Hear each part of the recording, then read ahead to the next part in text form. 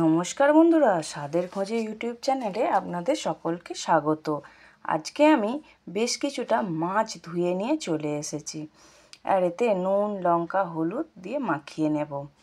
আর এখানে কড়াইতে বেশ কিছুটা তেল দিয়ে তেলটাকে ভালো করে গরম করে নিয়েছি। এবার এখানে এক এক করে মাছগুলো দিয়ে দেব। দেখুন, আমি এখানে 2 পিস মাছ দিয়ে দিয়েছি, আর আগে 1 পিস ভেজে তুলে নিয়েছি। আর এখানে কড়াইতে সাদা তেল বেশ কিছুটা দিয়ে দিলাম, আর কচুমুখিটা যেটা কেটে রেখেছিলাম সেটা আমি দিয়ে দিলাম। দিয়ে ভালো করে লাল লাল করে ভেজে নেব। আমি এখানে সাদা তেল দিয়ে ভাজছি, আপনারা মনে করলে সর্ষের তেল দিয়েও ভাজতে পারেন, তবে সাদা তেল দিয়ে কচুমুখিটা ভাজলে খুব ভালো হয়। দেখুন, আমার এখানে সুন্দর করে লাল লাল করে ভাজা হয়ে গেছে। এবার ওটাকে আমি তুলে রেখে দেব। এরপর ওই কড়াইতে বেশ কিছুটা পরিমাণ সাদা তেল নিয়ে নিয়েছি। তেলটা গরম হতে 5 ফোড়নটা দিয়ে ভালো করে ভেজে নিলাম 5 ফোড়নটা। তারপর কেটে রাখা আলুটার অল্প করে হলুদ গুঁড়ো দিয়ে ভালো করে নেড়েচেড়ে দেখুন লাল লাল করে ভেজে নিয়েছি।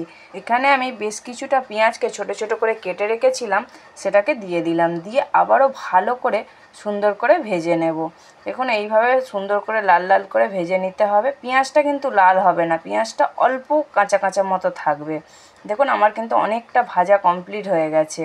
এইভাবে নাড়িয়ে চাড়িয়ে সুন্দর করে ভেজে নিতে হবে। আর এখানে আমি বরবটিটা কেটে রেখেছিলাম, সেটাও দিয়ে দিলাম। দিয়ে ভালো করে আবারও নাড়িয়ে চাড়িয়ে সুন্দর করে ভেজে নিতে হবে, কেন বরবটিটা যেহেতু এখনও কাঁচা আছে, ওরা একটা গন্ধ ছাড়বে না। ওটাকে ভালো করে ভেজে নিলে খুব ভালো লাগে। এবার এখানে আমি অল্প করে জল দিয়ে পরিমাণ মতো হলুদ গুঁড়ো, লঙ্কা গুঁড়ো দিয়ে দিলাম। দিয়ে আর অল্প করে নুন দিয়ে দেব। দিয়ে ভালো করে এবার মশলাটাকে কষাতে থাকবো। মশলাটাকে কষানোর উপরেই কিন্তু তরকারিটা নির্ভর করবে সব কিছু টেস্ট। দেখুন, এখানে আমার মশলাটা কিন্তু অনেকটা কষানো হয়ে গেছে। দেখুন কত সুন্দর লাগছে কষানোটাই। এইভাবে দেখুন কষানোটা আমার অনেকটা হয়ে গেছে। এবার পরিমাণ মতো আমি জল দিয়ে দেবো।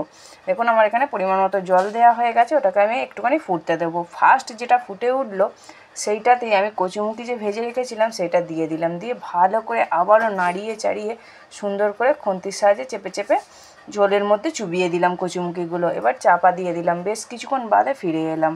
দেখুন, এখানে আমার কিন্তু তরকারিটা অনেকটা হয়ে গেছে।